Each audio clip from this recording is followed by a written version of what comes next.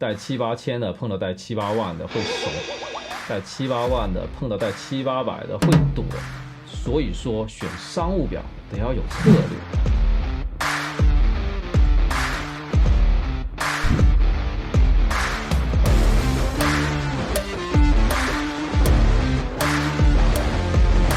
嗨，大家好，我是七哥 Mr. Lu， 你们的潮流艺术家。这是一个专门分享小众时尚的大众栏目。如果你也喜欢纹身艺术和个性装备的话，记得关注我。不想毁终身，我陪你入坑。今天我们讨论的这个问题，估计是每个刚入职的新人或者是即将毕业的学生党最关心的问题之一，因为可能关乎到你的 KPI。如果经常拜访客户的话，戴什么表既个性又体面，还要是性价比极高、高颜值不撞款的那种。我们先来玩个考眼力小游戏，看图猜价格。看好了啊！这两款表用你们的慧眼扫一扫，哪一款更贵哦？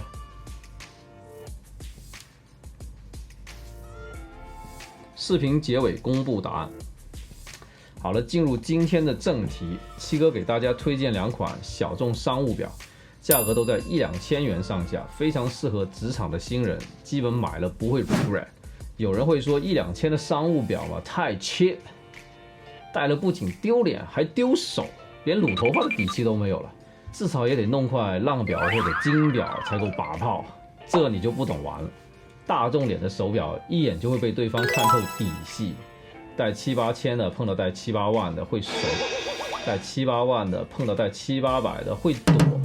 还没开始聊，人家瞄一眼的手表，战略部署、打法套路在脑海中就成型了。所以说选商务表得要有策略，并不取决于手表的价格，而在于你能不能把对方给看懵了。在1、2千的预算区间，我的建议是去买国外独立设计师的品牌，最好是没有人听过的小众牌子，越小众越好，这样不会有人知道它的价格，咱们可以放心大胆的撸袖子，尽情的秀啊。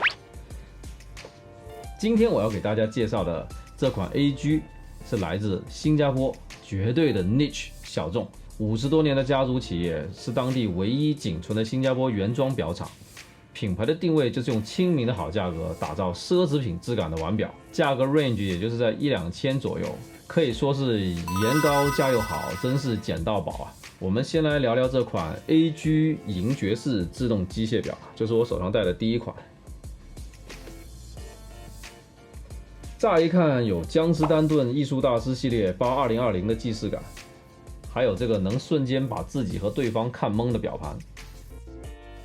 机芯用的是 Miyota 与 Seven Friday 同一个系列，不管是像这种偏正装的黑银配色，还是贵气的玫瑰金，都非常适合正规场合的讨价还价，不到2000元就能入手，尽管放心买，肯定不后悔啊！这么便宜，照样能带出奢华的气质。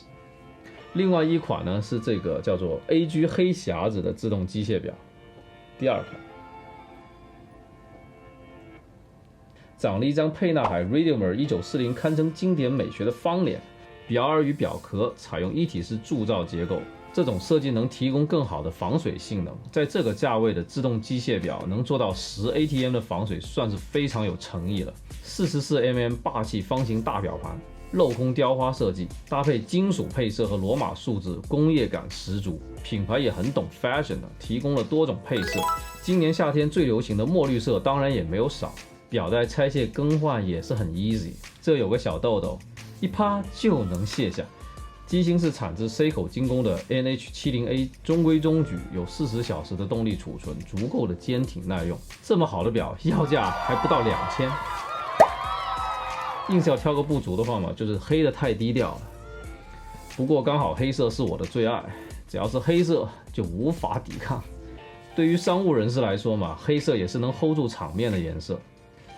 好了，这两款表你会选哪款？公屏秀恩爱时间，让大家看看你的品味哦。看看，转过来。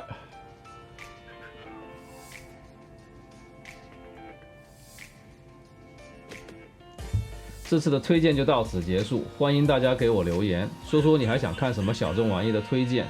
最后有个公关难题也要向大家请教一下，如果我想把测评的产品送给关注我的兄弟姐妹们，我该如何操作呢？请大家帮我出谋划策。我是七哥 Mr. Lu， 如果你也喜欢小众玩意的话，欢迎关注我，因为世界就那样，唯我们不同。求点赞，求分享，求观赏，求关注，求点赞，求分享，求打赏。我们稍后再见。